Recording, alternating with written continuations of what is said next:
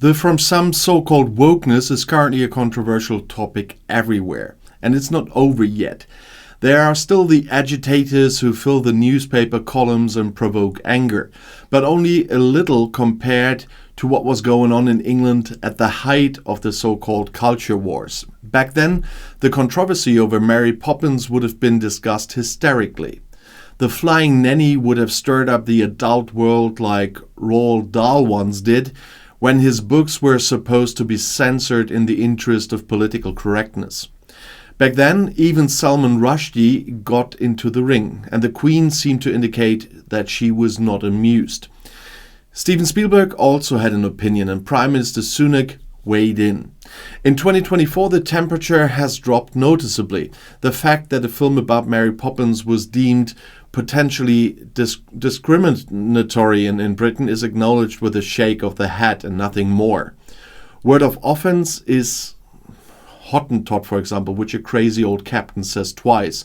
But neither the defenders of this old-fashioned name for the South African Khoi tribe nor their opponents are taking to the barricades now. The topic barely stayed in the news for a day, as if the British understood that the non-binding recommendation not to let small children go to the cinema alone to see the film was not an attack on their civil rights. They didn't always have that sense of proportion, though. That same week, producers of the West End play Slave Play announced that there would be 2 blackout nights for black audiences. 4 years ago, the first blackout performance on New York's Broadway caused heated debates. And now the non-white British Prime Minister explained his concern that light-skinned viewers would be excluded. The producers made it clear that they did not want to disinvite anyone, but only wanted to radically invite black viewers. Downing Street and the public were satisfied with this, and the theatre strategy did not escalate. There was no further fundamental debate about racism. It was as if the realization prevailed that an argument about symbolism, this time about the skin color of the theatre audience at 2 of many performances, was just not worth it.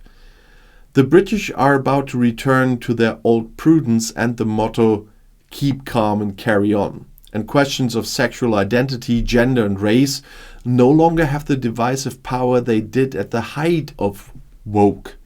The accusation of discrimination against minorities of all kinds, with non-whites, women, gays, trans people, is no longer an all-purpose weapon for committing character assassination. Even the presumption of innocence, the most important principle of jurisprudence, seems to be being respected again. It is still too early to write an obituary about the culture wars, though. There is still a minister without a portfolio in the British cabinet who calls herself the anti-woke representative and the Minister for Common Sense. But the U-turn is noticeable because Esther McVey is being laughed at and has so far played no role in the election campaign that is beginning. Identity politics, neither woke nor anti-woke, is no longer decisive for elections. And this social movement originally came from America. Wokeness is a word from the African American vocabulary during the time of racial segregation and means alertness. It was advice that worried black mothers gave their sons on nights out. Stay woke. Take care of yourself. Don't do anything wrong, and don't fall into the traps that lurk everywhere. Even later, the term initially retained a positive connotation in the sense of sensitivity to disadvantages. But then the rating changed. In America, Donald Trump started using woke as a swear word, and wokeness became a synonym for left-wing language and thought police, for enemies of the white man, for militant vegans, fun stoppers, and the nebulous unpatriotic elite. Under Boris Johnson, the British adopted the enemy image. His Home Secretary complained in Parliament about tofu-eating wokerati who were torpedoing the success of Brexit, and today the term is no longer used as a compliment. The semantic genesis reveals that the hysteria was deliberately stoked by the anti-woken camp from the start, and to this day there is debate about whether wokeness is just a myth, a caricature of opponents who want to stop the West's liberal cultural change, or whether identity politics has recently really degenerated to such an extent that fundamental rights such as freedom of expression and the presumption of innocence are being undermined until proven otherwise. What is certain is that the absurd focus on questions of gender, sexual orientation, skin color, and the colonial past distracted politics, media, and science from important issues for years. And while Joe Bloggs, the average British consumer, struggled with falling wages, rising taxes, and shrinking social benefits after the financial crisis, politicians fought over the definition of female gender, whether with or without a penis, and instead of engaging in real-life class warfare, the Labour Party, similar to the Democrats in the USA and the Social Democrats in Germany, wasted itself in remote culture wars. Classic left-wing social policy was ignored, which voters acknowledged with devastating decisions for Brexit, for Donald Trump, and for the right-wing extremist AfD here in Germany. It's also clear that identity politics is fought out more destructively than other disputes. At the height of the culture wars, the opposing camps were reminiscent of religious warriors, animated by quasi-religious beliefs that were unattainable for rational arguments. In Great Britain, the climax was reached in the summer of 2020 when an angry crowd sank the statue of the slave trader and benefactor Edward Colston in Bristol Harbour. At the same time, conservatives saw the future of the West in danger because the National Trust wanted to research British colonial history more closely. Both sides thought in pre-modern categories of good and evil, in which grey areas, contradictions, and often even historical facts have no place. There were excesses of the woke zeitgeist, especially in the cultural sector and at universities. And according to its logic, victim status is something that marginalized people of all kinds, and they claimed that for themselves. And this was illustrated extremely successfully, in the literal sense, by the British edition of Vogue under editor-in-chief Edward Enninful. He put overweight, old and disabled people on the cover and more dark-skinned models than ever before. But Enninful's era is over. The current March issue, with 40 superstars on the cover who pay farewell honor to the woke figurehead, is his last. And there are also signs of change at British universities. There are still absurd guidelines such as that the sentence "the most qualified person gets the job" should be avoided in job advertisements because it is a microaggression.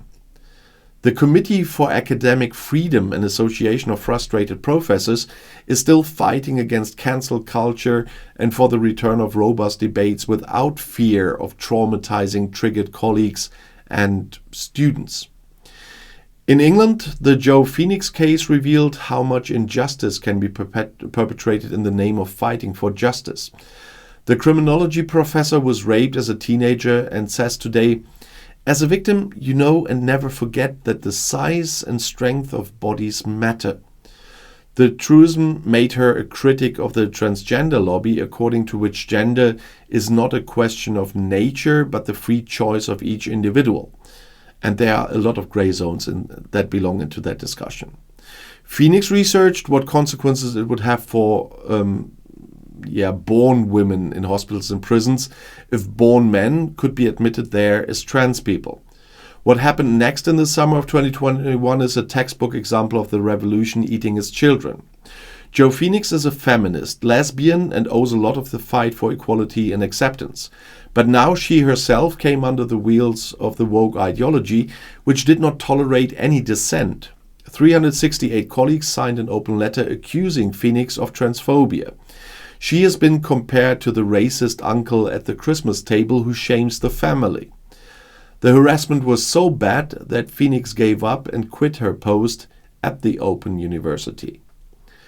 2 months ago, the court ruled in Phoenix's favor and found the university guilty of unlawful discrimination. The case has also generated so much attention and self-reflection in the woke camp because Phoenix is not an old white man.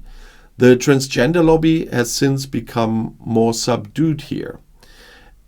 And that is bad. And when the NHS announced it would no longer prescribe puberty blockers, there was little resistance. The controversial Tavistock clinic, which treated children wanting to change their gender, will close or has closed at the end of March. And the right-wing press continues to drag every example of politically correct excesses into the spotlight. But the British public is showing less and less interest here. The anti-woke television series by John Cleese, the veteran of Fawlty Towers, was a flop. And instead, critics shower the Oscar-winning film American Fiction with stars and praise. And the tried and tested tool of humor is used to heal the open wounds of the culture wars. The protagonist is a black writer who despairs of the childish and intellectually insulting wokeness of the publishing industry. Right in the opening scene, he speaks a truth that has been forgotten for far too long. It sounds as if he is conjuring up the beginning of the end of an all too irritable era with some soothing words. Listen, we are all adults here, and if I can get over it, then you can too. And we really have to get a lot of this hysteria out of the discussion. And there's an absolute need for a lobby for trans people. So I was very clear about that part, and so I want to put it into the right picture here. There's absolutely a need for a trans people lobby. And there is a lot of work still to do on their rights. But there is no black and white. There is no good and evil in this discussion. There is a lot of compromise needed here in sports, etc. And that must be discussed very calmly from all sides. I know trans people myself. I know how they feel. I know in what a stressful situation they are themselves. And that's why we need a discussion and a communication, first and foremost, that is completely free of any hysteria on both sides. And if you want to know more, the next video is right in the end screen. I'll see you there. I'll be back.